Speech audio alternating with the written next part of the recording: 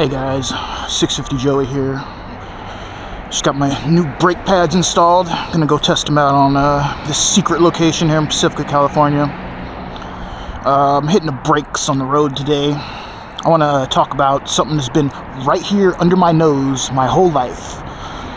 Sam's Castle in Pacifica, California. I grew up here. You see, every time you drive Highway 1, the massive, concrete, Scottish-looking fortress just sitting on the bluff, staring out into the Pacific Ocean. And for every kid in Pacifica, the question was the same. Why the hell is there a castle in Pacifica? I mean, we have beaches, we have fog, we have Taco Bell on the beach. We do not have medieval fortresses, right? It's just never made sense. It wasn't built for a king. It was built in the 1900s. It's practically a modern building, and yet has square towers and walls thick enough to stop a tank. It was a neighborhood ghost story. We all dared each other to go up there. When I was a kid, we actually climbed the wall, and we took pictures of ourselves posing, thinking we were cool.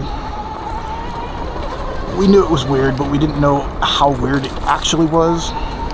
Today we're going to break down the whole crazy story. We're talking earthquakes, speakeasies, secret clinics, World War II soldiers, and a guy who collected art like a mad king.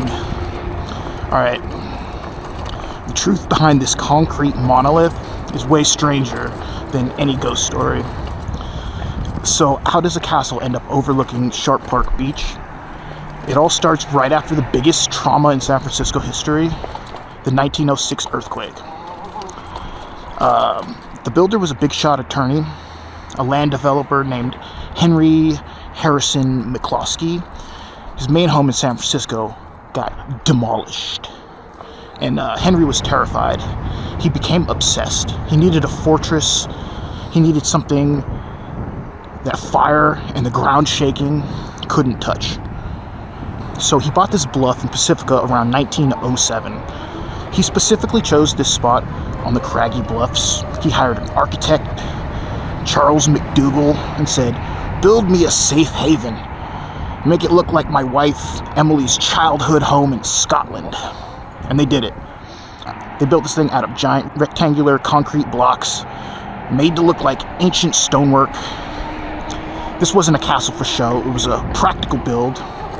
Only 20 rooms, but it was designed to be fireproof, earthquake-proof, all that. It was a Scottish Renaissance bunker.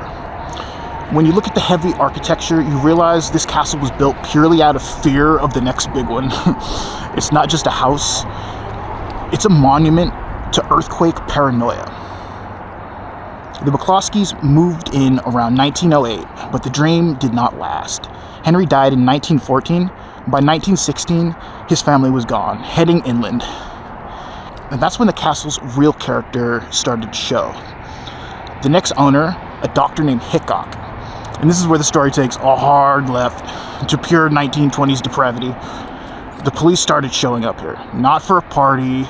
They were investigating reports that the castle was being used as a coastal medical facility for girls and women unwilling to become mothers. That's a nice way of putting it. So let that sink in.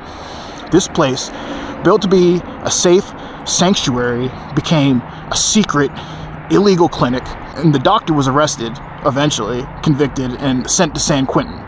His son actually followed his footsteps and ended up there too. This castle was bad luck.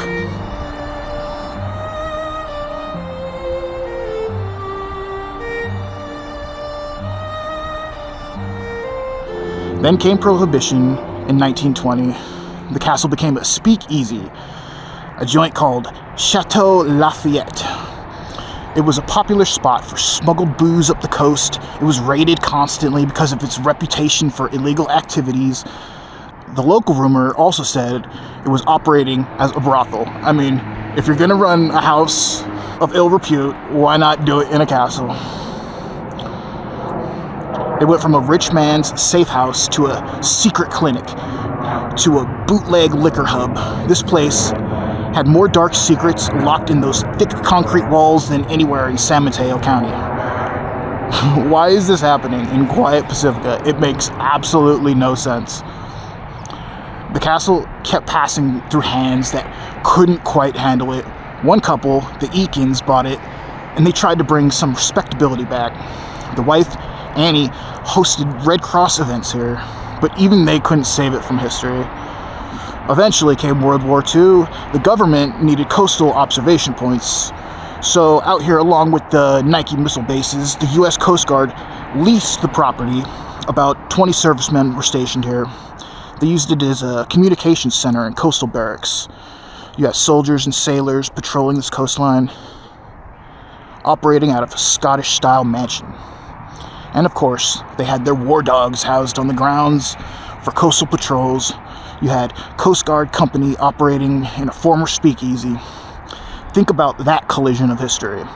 So eventually, the military left in 1944, leaving behind a good amount of damage. The owners took the cash instead of letting them repair it. The damage stayed, got worse over the years. Then, one of the last owners, before Sam, Annie Eakin, was left alone, and according to local stories, had nearly 20 cats living with her inside the castle. 20 cats in a leaky, post-war castle. So, as the castle was sliding towards demolition, it was falling apart, accruing more rumors about ghosts, strange sounds, secret rooms. It was a beautiful ruin, ready to be torn down. But then, Sam Mazza rolls in. This is my favorite part, and the reason we call it Sam's Castle. So if you guys are enjoying the story, go ahead and subscribe to the channel. I really appreciate it. So in 1959, Sam Mazza buys it. Who's Sam Mazza? He was an Italian-born general contractor who worked as a theater painter and decorator for 20th Century Fox in Hollywood. This guy didn't buy a house. He bought a collection of 20 rooms to display his life's work.